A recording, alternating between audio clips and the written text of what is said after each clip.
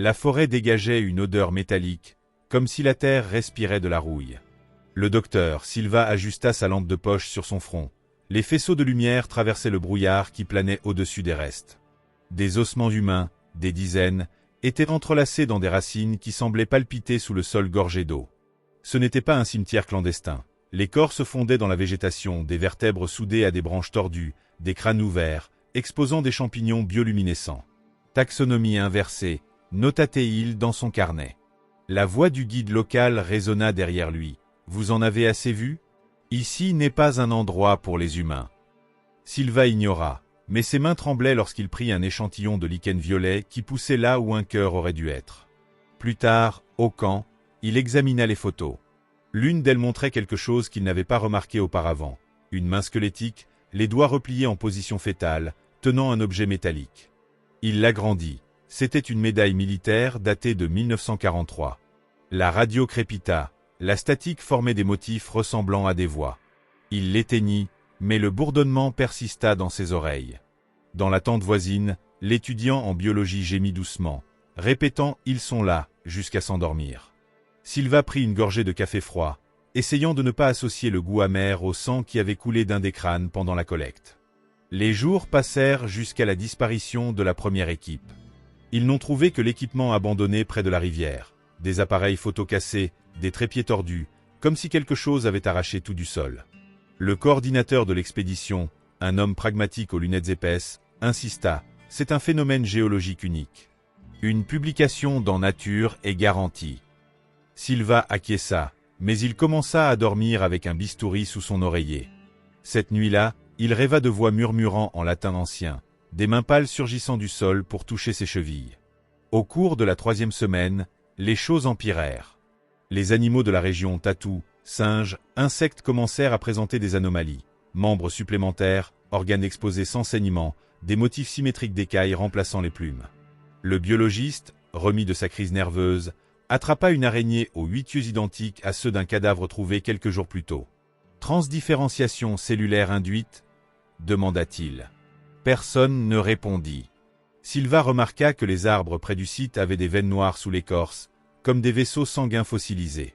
Une nuit, le coordinateur disparut.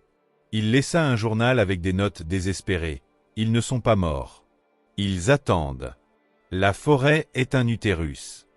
Silva, désormais chef de fait, envoya tout le monde partir. Mais lorsqu'ils tentèrent de partir, les chemins changèrent. La boussole tournait sans arrêt. Le GPS indiquait des coordonnées inexistantes. La rivière, auparavant pleine, s'était asséchée, révélant des pierres noires portant des inscriptions semblables à celles de la médaille militaire. L'étudiant, maintenant étrangement calme, dit « C'est un rituel. Nous devons compléter le cercle. » Silva refusa l'idée, mais le lendemain matin, il se réveilla avec ses propres mains enterrant la médaille dans le sol. Le 15e jour, les hélicoptères de secours arrivèrent. Tous étaient maigres, mais vivants sauf l'étudiant. Son corps était au centre du site. Peau translucide, organes brillants dans l'obscurité, bouche ouverte dans un sourire aux dents allongées. Interrogé, Silva dit ne se souvenir de rien. Au laboratoire, il conserva un échantillon du lichen violet. Sous le microscope, les cellules se divisaient en motifs rappelant des constellations. La nuit, seul, il entendait parfois des murmures provenant de la boîte de pétri. Des années plus tard, la forêt fut isolée. Les rapports officiels parlaient d'une contamination chimique. Silva, professeur d'université, évitait de commenter l'affaire. Jusqu'à ce qu'un étudiant apporte un article sur la symbiose nécrophage dans une revue obscure. La photo montrait une femme âgée, la peau marquée de veines noires, souriant à l'appareil photo. Au verso, la dédicace, au docteur Silva, qui a compris le don. Il brûla le papier, mais remarqua que la médaille au cou, cadeau du coordinateur disparu, portait les mêmes inscriptions que les pierres de la rivière. Aujourd'hui, il se réveille en sentant des racines pousser sous sa peau. On dit que la forêt s'étend. Les nuits de pleine lune, des camions militaires entrent et sortent de la zone interdite, transportant des caisses scellées avec le symbole d'un arbre stylisé. Silva ne dort pas sans sédatif. Mais en classe, lorsqu'il parle d'évolution, les étudiants jurent voir quelque chose bouger derrière leurs yeux. La forêt répondit d'abord dans les échantillons de sol, des mycéliums fluorescents se réorganisant en motifs lorsqu'il murmurait des questions. Le laboratoire improvisé sentait le formol et la peur. Le biologiste, aux pupilles dilatées qui ne réagissaient pas à la lumière, décrivait des organismes comme des cicatrices conscientes. Une nuit, le spectromètre enregistra des vibrations à des fréquences proches des voix humaines. Silva enregistra les sons, mais en les reproduisant, les haut-parleurs exhalèrent un liquide visqueux qui rongeait l'équipement. Le coordinateur disparu revint à l'aube.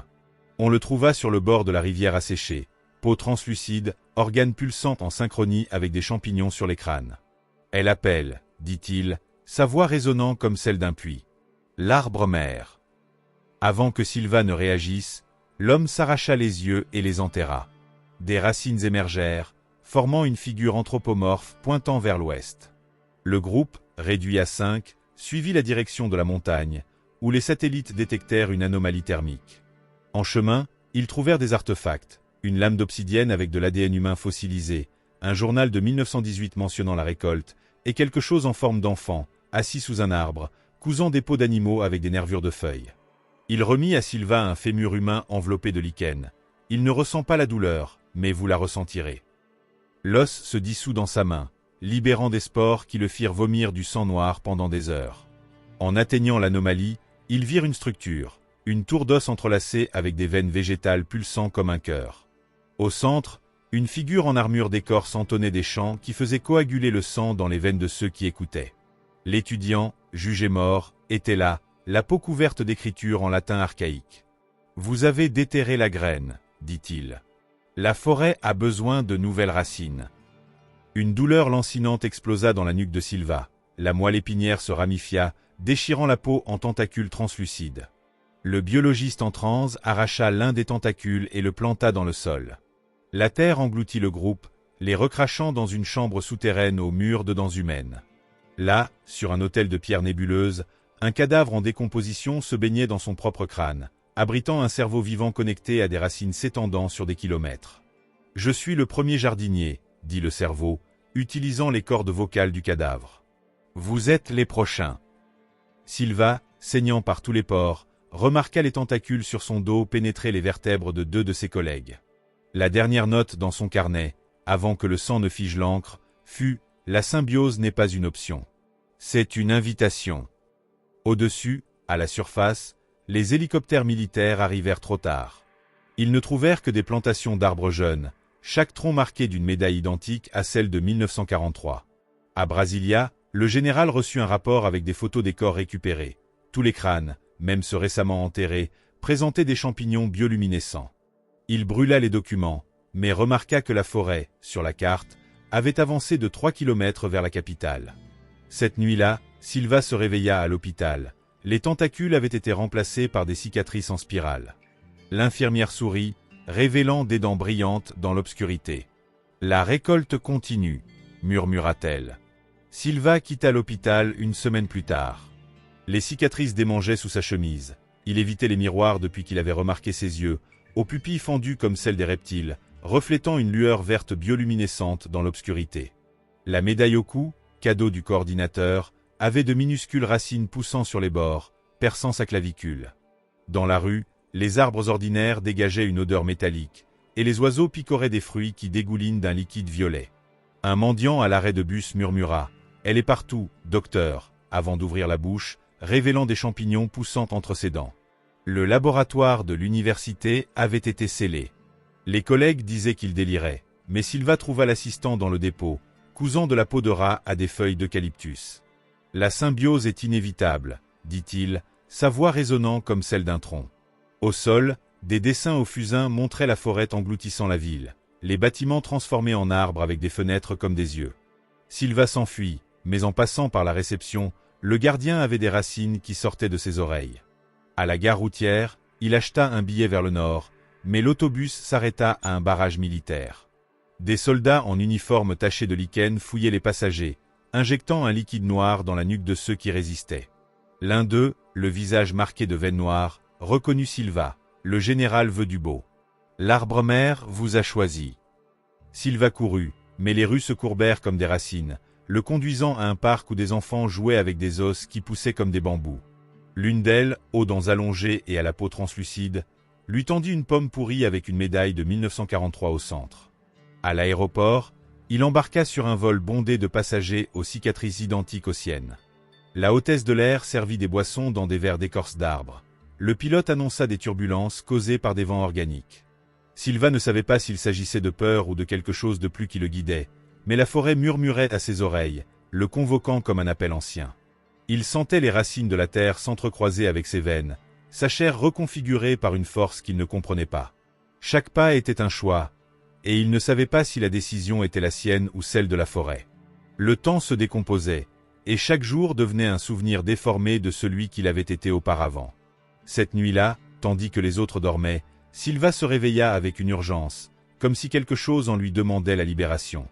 Il sortit de la tente et trouva l'étudiant, désormais transformé, assis sous un arbre, son corps irradiant une lumière vert bleuâtre. « Vous êtes sur le point de comprendre, » dit-il. « La symbiose est une bénédiction, pas une malédiction. » Avant de répondre, l'étudiant se leva et dansa, ses mains se transformant en feuilles et en racines, la forêt vibrant d'une énergie ancienne. Le lendemain, l'équipe découvrit une nouvelle zone, une clairière avec des arbres géants en spirale, des racines formant des symboles anciens. Au centre, une figure humaine enveloppée de feuilles, le visage serein. Silva s'approcha, sentant une étrange tranquillité. « Elle dort », murmura-t-il, la main sur sa poitrine. Les racines palpitèrent, une voix résonna dans son esprit. « Vous avez atteint la fin du chemin. Maintenant, vous appartenez à la forêt. »